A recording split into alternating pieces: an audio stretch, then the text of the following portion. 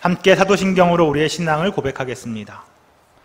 전능하사 천지를 만드신 하나님 아버지를 내가 믿사오며 그 외아들 우리 주 예수 그리스도를 믿사오니 이는 성령으로 잉태하사 동정녀 마리아에게 나시고 본디오 빌라도에게 고난을 받으사 십자가에 못 박혀 죽으시고 장사한 지 사흘 만에 죽은 자 가운데서 다시 살아나시며 하늘에 오르사 전능하신 하나님 우편에 앉아 계시다가 저리로서 산 자와 죽은 자를 심판하러 오시리라. 성령을 믿사오며 거룩한 공예와 성도가 서로 교통하는 것과 죄를 사하여 주시는 것과 몸이 다시 사는 것과 영원히 사는 것을 믿사옵나이다. 아멘. 함께 기도하겠습니다. 주님, 밤새 편안히 잠을 자고 아침에 눈을 떠 새 하루를 시작하게 하시니 감사합니다. 매일 주어지는 하루가 결코 당연하게 얻어지는 것이 아님을 알게 하시니 감사합니다. 오늘을 내 인생의 최고의 날로 살아가게 하시니 감사합니다. 하루하루 주님의 나라를 소망하며 매일 그곳에 가까이 갈 수 있게 하심도 감사합니다. 생각해보면 이 땅을 살아가는 모든 것이 감사이고 감격입니다. 밥을 먹는 것도, 일터에서 일을 할 수 있는 것도, 피곤한 몸을 편히 누릴 곳이 있는 것도 감사입니다. 그래서 오늘 우리는 주님께 예배를 드립니다. 일상을 살아가는 모든 순간에도 주님을 예배합니다. 우리의 삶을 주님을 향한 예배처럼 살아가기를 소망합니다. 그런 우리에게 말씀으로 힘을 주시고 성령님을 덧입혀 주옵소서. 주님의 충만하심을 통해 늘 영원한 생명이 살아 숨쉬는 삶을 살아가게 하옵소서. 주체할 수 없는 감사와 감격 속에서 주님이 주신 삶을 기쁘게 감당하게 하옵소서. 주님을 예배하는 진정한 예배자의 모습으로 이 자리에 있게 하옵소서. 예수님의 이름으로 기도합니다. 아멘. 오늘 우리에게 주신 하나님의 말씀을 함께 읽겠습니다. 다니엘 1장 1절과 2절입니다. 유다의 여호야김 왕이 왕 위에 오른 지 3년이 되는 해에 바빌로니아의 느부갓네살 왕이 예루살렘으로 쳐들어와서 성을 포위하였다. 주님께서 유다의 여호야김 왕과 하나님의 성전 기물 가운데서 일부를 느부갓네살의 손에 넘겨주셨다. 그는 그것들을 바빌로니아 땅, 자기가 섬기는 신의 신전으로 가지고 와서 그 신의 보물창고에 넣어두었다. 아멘. 사랑하는 시온가족 여러분, 2020년 우리는 코로나 감염이라는 전혀 예상하지 못했던 고통의 시대를 살아가고 있습니다. 코로나 감염으로 인해 많은 사람이 아프고 더 나아가 어떤 이들은 죽음에까지 이르기도 했습니다. 질병으로 인해서 힘들어하는 것뿐 아니라 가족을 잃는 아픔까지도 겪게 되는 사람들이 생겨났습니다. 더군다나 이 코로나 감염은 아픈 사람들만의 일이 아니었습니다. 우리도 우리 사회 전반에 고통이 가중되며 많은 변화를 겪고 있습니다. 그 중에서도 우리 그 주님의 성도들에게 가장 크게 다가오는 건 주일에 교회에서 예배 드릴 수 없다는 일이겠지요. 수많은 교회가 비록 일시적이긴 하나 문을 닫았습니다. 별다른 감격과 감사 없이 그동안 우리가 드려왔던 그 예배, 그것이 이제 얼마나 감사한 일이었나 새삼 생각하게 됩니다. 우리는 어떤 마음으로 어떻게 신앙생활을 해야 하는지 고민이 되는 시대입니다. 그런 시대를 살아가는 우리에게, 이 시대를 살아가는 우리는 과연 어떤 모습이어야 할까요? 오늘부터 몇 주간은 우리 다니엘서를 함께 읽어가며 그 속에 있는 이야기들을 좀 들여다보려고 합니다. 매일 로마서 읽고 계시죠? 로마서와 더불어 코로나 때문에 시간이 좀 많이 나니까 다니엘서도 함께 읽어갔으면 좋겠습니다. 재작년에 다니엘서를 잠깐 설교하긴 했었는데 아마 모두들 잊어버리셨을 테니까 우리 처음부터 다시 한번 차근차근 보려고 합니다. 다니엘서는 구약 성경의 예레미야서 이후에 연결되는 이스라엘의 역사를 담고 있습니다. 기억하실런지 모르겠습니다. 예레미야서 그 마지막은 남쪽 유다 왕국의 멸망 이야기입니다. 이스라엘이 완전히 멸망한 이후의 역사를 담고 있지요. 당시 이 팔레스타인 지역, 이스라엘과 그 주변 나라, 거기는 가장 신흥 강국으로 떠올랐던 그 바벨론의 침공으로 인해서 유다의 수도 예루살렘이 점령되었고 이 남유다 왕국은 멸망하고 맙니다. 많은 사람들이 포로로 잡혀 바벨론으로 끌려갑니다.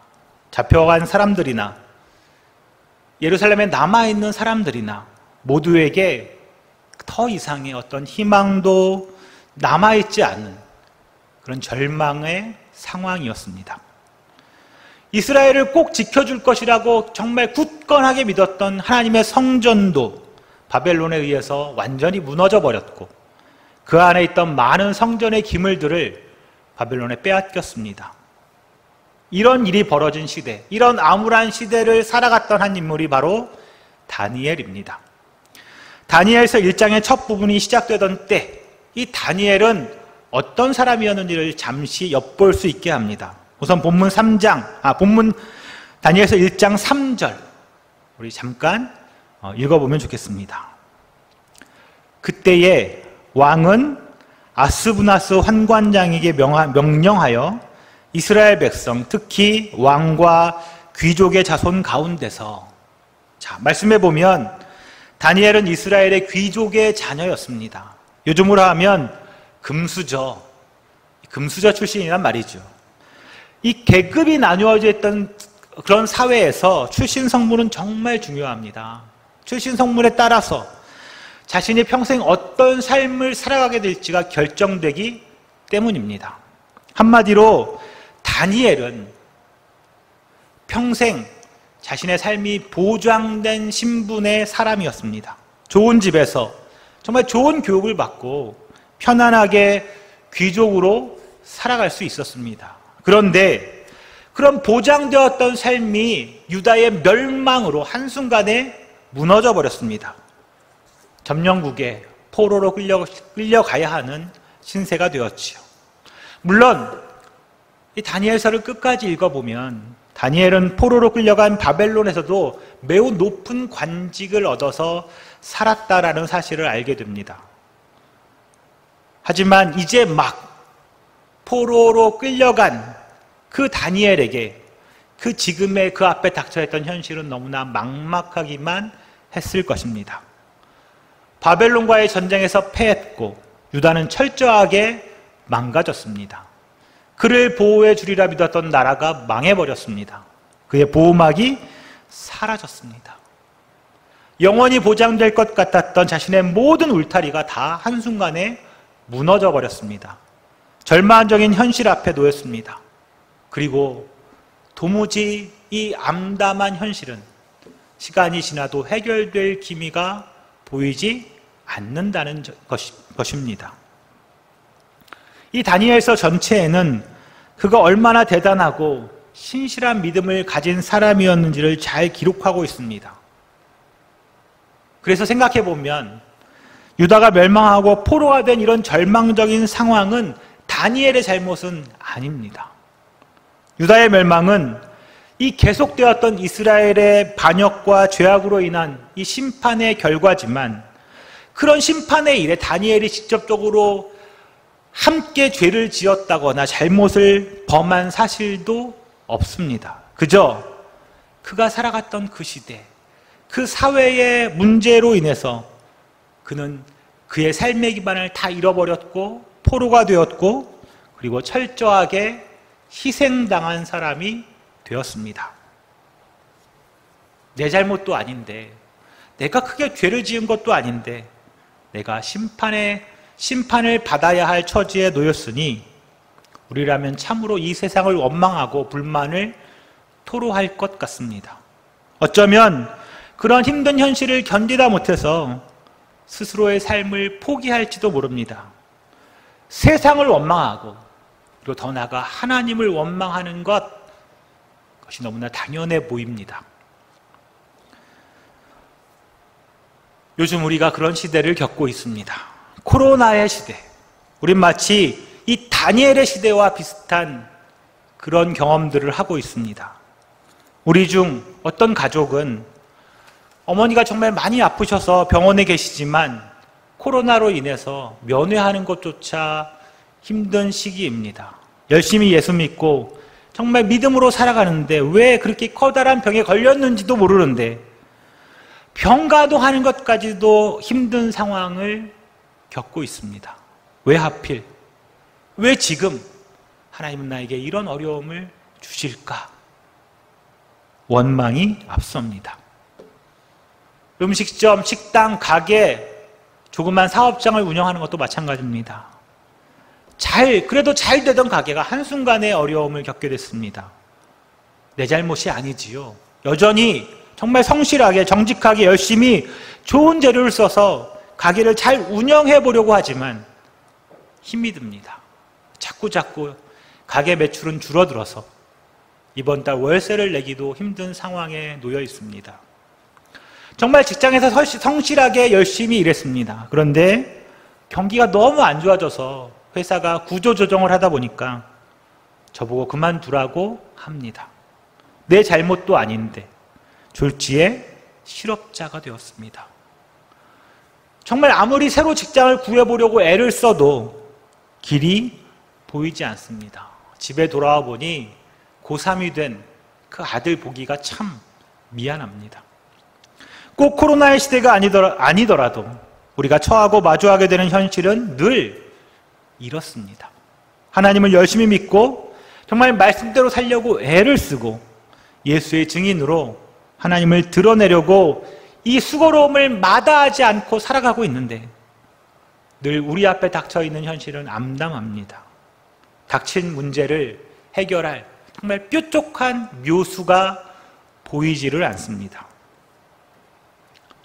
더군다나 성전이 무너졌던 다니엘의 시대처럼 우리는 한국 기독교 역사에서 한 번도 겪어보지 못했던 교회조차 문을 닫아야 하는 시기를 지내고 있습니다. 주일에 모여 예배드리는 것이 너무나 당연했는데 지금은 그게 마치 커다란 잘못을 하는 것처럼 따가운 세상의 시선을 받아야만 하는 시대입니다. 그런 현실 앞에서 어떻게 우리의 믿음이 유지될 수 있을까요? 그럼에도 불구하고 무조건 하나님만 열심히 믿어라, 하나님만 잘 믿으면 다 해결될 거야 라고 말한다면 과연 그 말이 우리 가슴에 제대로 박힐 수 있을까요?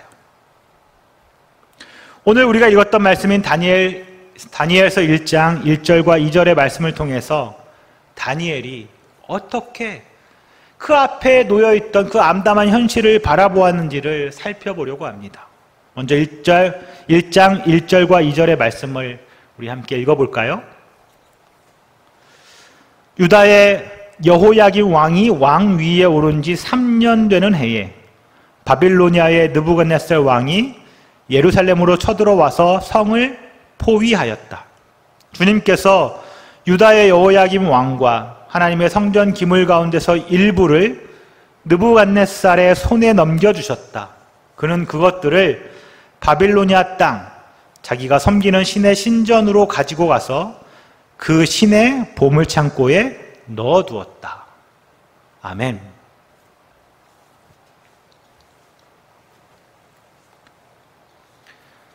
다니엘서는 당연히 다니엘이 기록한 책입니다.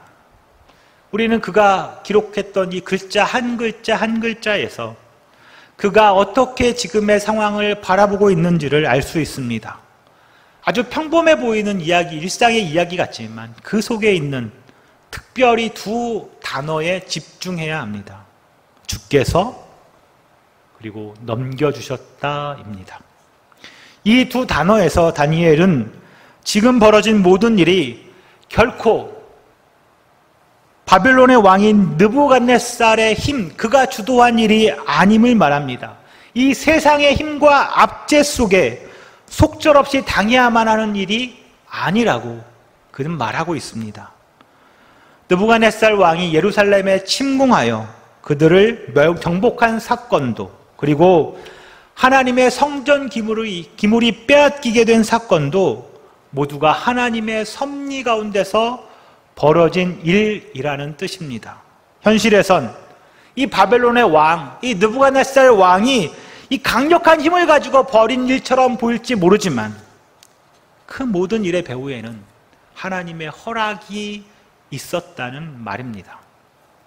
그 말씀을 통해 이 다니엘이 바라보고 있는 현실을, 그의 시선을 우리도 볼 수 있어야 합니다. 눈앞에, 지금 당장 내 눈앞에 벌어진 현실에만 집중하는 게 아니라 그 상황 그 너머를 바라보는 시선이 우리에게 필요합니다. 다니엘은 지금 눈앞에 벌어진 이 참담한 현실이 그 일에, 정말 그 일에 진짜 누가 주권자인가를 확실하게 알고 있었습니다. 그래서 그는 눈앞에 벌어진 이 현실을 주께서 넘겨주셨다라고 기록합니다. 바벨론의 침략도, 그리고 성전 기물의 탈취도 모두가 하나님의 섭리 가운데 벌어진 일이라는 말입니다. 하나님은 때론 악인도 도구로 사용하십니다. 좋은 일, 기쁜 일, 정말 행복한 일만 하나님의 은혜이고 섭리가 아닙니다. 우리가 사는 세상에 벌어지는 모든 일은 하나님의 다스림 안에서 벌어지는 일이라고 다니엘은 보았습니다. 정말 조심스러운 말이지만 어쩌면 지금 우리에게 벌어지고 있는 이 코로나 사태 역시 그런 것은 아닐까요? 참담하고 고통스러운 현실이라 할지라도 그것이 하나님의 주도하에 일어나는 일이라는 말입니다. 그러기에 현실의 어떤 일도 하나님의 허용 안에서만, 하나님의 허락된 범위 안에서만 가능한 일입니다. 사랑하는 시온가족 여러분, 이 말씀이 오늘 우리에게 은혜이고 위로라고 저는 감히 말씀드리고 싶습니다. 이 시대 모든 교회와 성도들이 코로나 감염의 문제를 해결해 달라고 기도하고 있지만 이 지금의 상황이 쉽게 나아질 것 같지 않습니다. 병이 낫기를 바라며 열심히 기도했지만 시간이 지나도 차도가 없습니다. 예수 믿어도 부자가 되기는커녕 당장 눈앞에 있는 이 궁핍함도 쉽게 해결되지 않습니다. 어려워진 가게에 갑자기 물밀듯 손님이 밀려와 회복되는 기적은 나타나지 않습니다. 좋은 직장에서 당장 내일부터 출근하라는 전화가 걸려오지 않습니다. 우리의 현실은 이렇습니다. 우리의 현실만 보면 어렵습니다. 우리의 현실만 생각하면 고통스럽습니다. 그리고 쉽게 나아질 것 같지 않습니다. 그러나 그 모든 일이, 우리의 눈앞에 지금 벌어지고 있는 이 모든 일이 하나님의 계획과 섭리 가운데 일어나는 일이라는 사실을 우리가 믿어야 합니다. 다니엘이 보았던 그 암담한 현실 너머에 계신 하나님을 우리도 바라봐야 합니다. 비록 지금은 너무나 어렵지만 그 모든 일이 하나님의 뜻 가운데, 하나님의 섭리 가운데 있는 일이기에 반드시 돌이키고 회복될 것이라고 믿을 수 있습니다. 다니엘은 자신이 처한 현실 너머에 계신 하나님을 보았습니다. 포로로 끌려왔고 앞으로 그에게 어떤 일이 벌어질지, 어떤 현실을 마주하게 될지 모르는 상황입니다. 그러나 그의 믿음은, 그가 가지고 있던 그 믿음은 때가 되면, 하나님의 시간이 되면 반드시 회복해 하실 것이다 라고 믿었습니다. 그는 온 세상의 주권자인 하나님을 보았습니다. 주님을 신뢰했습니다. 하나님의 주권을 인정했습니다. 그랬기에 그는 눈앞의 현실을 넘어설 수 있었습니다. 그리고 온전히 자신의 삶의 전부를 하나님의 손에 맡길 수 있었습니다. 우리 모두도 당장 지금 눈앞의 현실이 아니라 그 너머에 이 온 세상을 주관하시는 그 전능하신 하나님, 그분을 볼 수 있기를 간절히 소망합니다. 하나님을 신뢰하며 기다릴 수 있는 믿음 갖기를 기도합니다. 현실이 아니라 그 일의 주관자이신 하나님을 바라보는 것은 너무나 중요합니다. 꼭 기억해 주시기 바랍니다. 사랑하는 시온가정 여러분, 그 다음으로는 오늘 말씀 속에 숨겨진 하나님의 사랑을 볼 수 있는 눈이 필요합니다. 다시 2절의 말씀을 읽어보겠습니다. 주님께서 유다의 여호야김 왕과 하나님의 성전 기물 가운데서 일부를 느부갓네살의 손에 넘겨주셨다. 그는 그것들을 바빌로니아 땅, 자기가 섬기는 신의 신전으로 가지고 가서 그 신의 보물 창고에 넣어두었다. 아멘. 느부갓네살 왕은 예루살렘을 침략해서 하나님의 성전의 성전 기물을 빼앗아 갑니다. 당시의 전쟁은 분명히 국가 간의 전쟁이긴 합니다만 동시에 각 나라가 믿는 신들의 전쟁이었습니다. 전쟁에 승리한 쪽은 반드시 패배한 쪽의 신상을 가져다가 자신들의 신전에 있는 신상 아래 놓았습니다. 그 의미는, 봐라, 너희가 믿는 신은 우리가 믿는 신보다 힘이 없다. 그래서 너희가 전쟁에 졌고 그 신의 모습이 참 보잘것없구나 라고 그 점령국의 백성들에게 보여주는 것입니다. 예루살렘 성전에는 이 신상이 없었으니까 그 대신 기물들을 빼앗아다가 바벨론의 신의 성전에 갖다 놓습니다. 너희가 믿는 그 하나님, 봐라, 너희가 믿는 그 하나님 이렇게 약한 하나님이다, 약한 신이다 라고 그들 앞에 보여준 것입니다. 성전 기물의 탈취는 단지 유다가 전쟁에서 패한 것만을 의미하는 것이 아닙니다. 동시에 하나님의 패배를 상징하는 일이었습니다.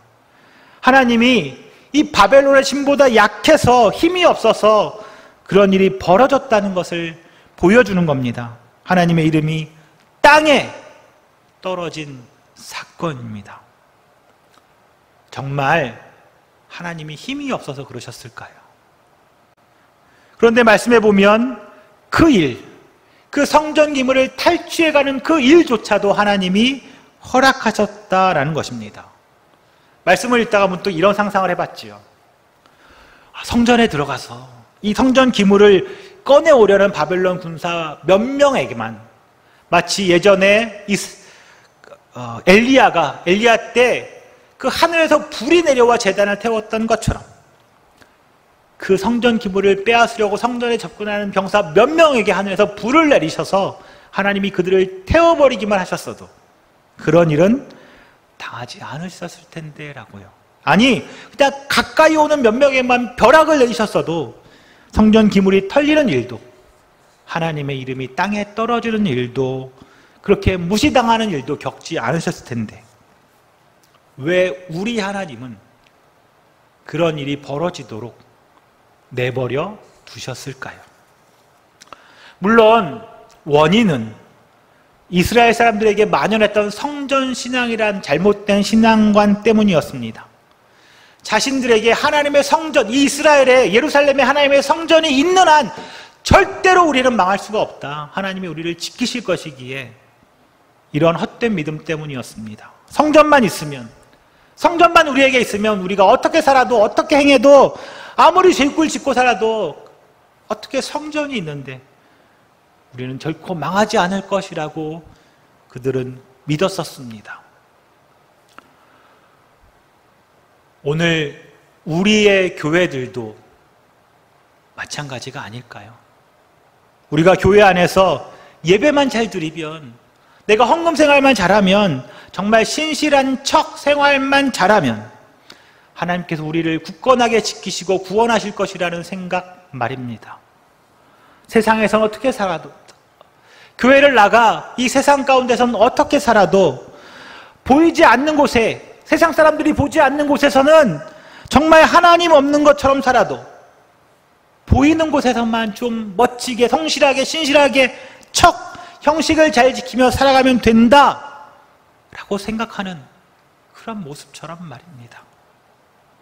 하나님은 그런 우리에게 깨달음을 주기 위해서, 아니 정말 그런 일들 때문에 죽어가는 생명들을 살리기 위해서 하나님은 자신의 명예를 포기하셨습니다. 세상에서 하나님의 이름이 무시되는 그 일을 택하셨습니다. 하나님의 성전도 더럽혀질 수 있구나 라고 정말 보여주셨습니다. 우리를 돌이키시려고, 우리에게 깨닫게 하시려고 하나님은 자신을 포기하셨습니다. 우리 하나님은 그런 분입니다. 코로나 시대를 겪고 있는 우리 교회들 역시 이런 성경의 말씀을 잘 기억해야겠지요. 목숨을 걸고, 정말 목숨을 걸고 교회와 예배를 지키려고 하는 마음은 기독교 신앙의 본질과 같이 정말 중요한 일입니다. 하지만 우리도 정말 마치 다니엘의 시대처럼 그저 교회만 있으면, 교회에만 다니면 세상에서 어떻게 살아도 괜찮다라고 생각하고 있었던 것은 아닐까요? 매일 뉴스에선 교회로 인한 코로나 감염 확산의 이야기가 나옵니다. 오늘은 이 교회, 내일은 저 교회, 끊어질만 하면 또 새로운 교회. 어떤 이들은 이 나라가 이 코로나를 가지고 교회를 탄압하는 것 아니냐라고 볼멘 소리를 합니다. 교회가 세상에서 모범이 되고 존경받고 사랑과 섬김의 장소가 되어야 하는데 정말 세상과 한판 붙어보자고 말하는 것 같아서 마음이 아픕니다. 사람들이 교회 보기를 뭐보듯 하는 시대가 되어버렸습니다. 분명한 건 하나님께서 코로나 사태를 허락하셨고 그것을 통해 오늘의 우리 교회와 성도들에게 무언가를 말씀하고 계신다는 사실입니다. 하나님은 우리에게 깨달음을 주시기 위해서, 아니 죽어가는 생명을 살리기 위해서 자신의 명예를 포기하셨습니다. 우리를 돌이키시려고 하나님 자신을 포기하셨습니다. 사랑하는 시온가족 여러분, 자신의 이름, 그분의 명예가 더럽혀지는 것조차 개의치 않으신 하나님이 결코 포기할 수 없는 것이 있으십니다. 자신의 이름이 거룩하게 여김을 받는 것보다 더 기뻐하시는, 자신의 이름이 거룩하게 여김을 받기를 기뻐하시는 그 하나님이 그보다 더 소중하게 생각하시는 것이 있으십니다. 그것은 바로 우리들입니다.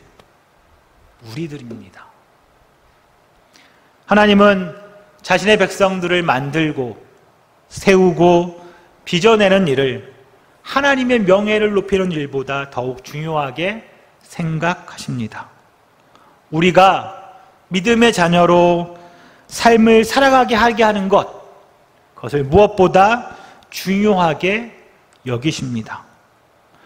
우리를 향한 그 지극한 사랑 때문에 하나님은 자신의 명예를 포기하시는 분이십니다. 그 모습, 그것이 가장 선명하게 드러나는 곳이 십자가입니다. 하나님은 자기 자신은 포기해도 하나님의 백성들은 포기하지 못하시는 분이십니다. 우리 하나님, 그런 분이십니다. 여전히 우린 힘든 현실 앞에서 오늘을 살아갑니다. 갑자기 현실이 확 바뀌지 않을 수 있습니다. 그러나 그런 견디기 힘든 현실 앞에서 우리와 함께 우리의 손을 붙들고 그 길을 걸어가시는 하나님을 신뢰하기를 소망합니다. 우리가 겪어야 할 어떤 어두운 현실이라도 그 일이 여전히 하나님의 계획과 섭리 안에 있음을 기억해야 합니다. 그리고 무엇보다 자신의 명예보다 백성을 더 소중하게 생각하시는 그분, 그 하나님을 바라봐야 합니다. 저는 분명히 믿습니다. 지금의 현실은 반드시 지나갈 것입니다. 문제는 반드시 해결될 것입니다. 하나님은 여전히 우리를 향한 선한 계획이 있으시며 그 계획은 반드시 하나님의 사랑 속에서 성취될 것입니다.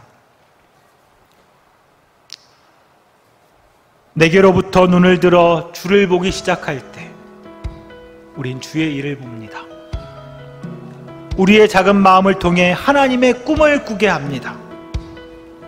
우리의 모든 시선을 주님께 드릴 때 우린 하나님을 느낄 수 있으며 내 삶이 하나님의 역사가 되며 하나님의 일이 내 일이 됩니다. 이런 가사의 찬양 우리 이 시간 함께 부르겠습니다. 내게로부터 눈을 들어 주를 보기 시작할 때 주의 일을 보겠네. 내 작은 마음 돌이키사 하늘에 꿈꾸게 하네. 주님을 볼 때 내게로부터 눈을 들어 주를 보기 시작할 때 주의 일을 보겠네. 내 작은 마음 돌이키사 하늘에 꿈꾸게 하네. 주님을 볼 때 모든 시선을 주님께 드리고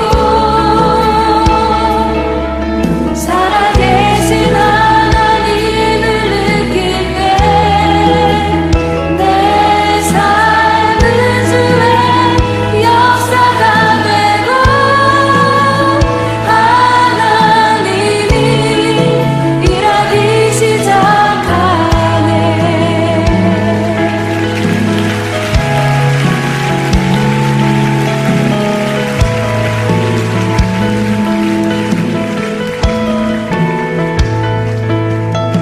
성령이 나를 변화시켜 모든 두려움 사라질 때 주의 일을 보겠네.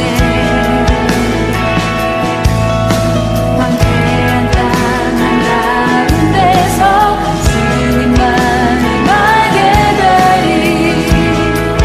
주님을 볼 때 모든 시선을 주님께 드리고 살아계신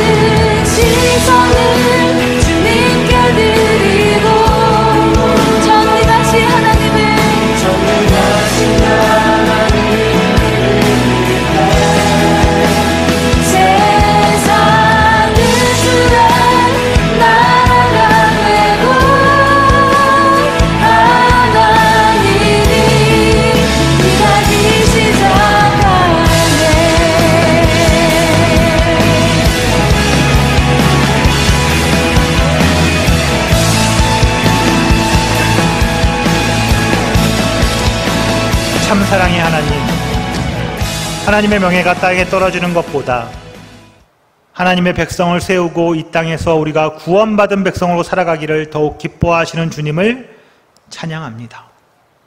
이제 우리의 시선을 현실이 아니라 그 너머에서 모든 것을 주관하시는 주님께 향하길 원합니다. 하나님의 회복의 역사가 반드시 일어날 것임을 믿습니다. 그리고 오늘 이 시간도 그 일을 행하고 계시는 주님을 신뢰합니다. 예수님의 이름으로 기도합니다. 아멘.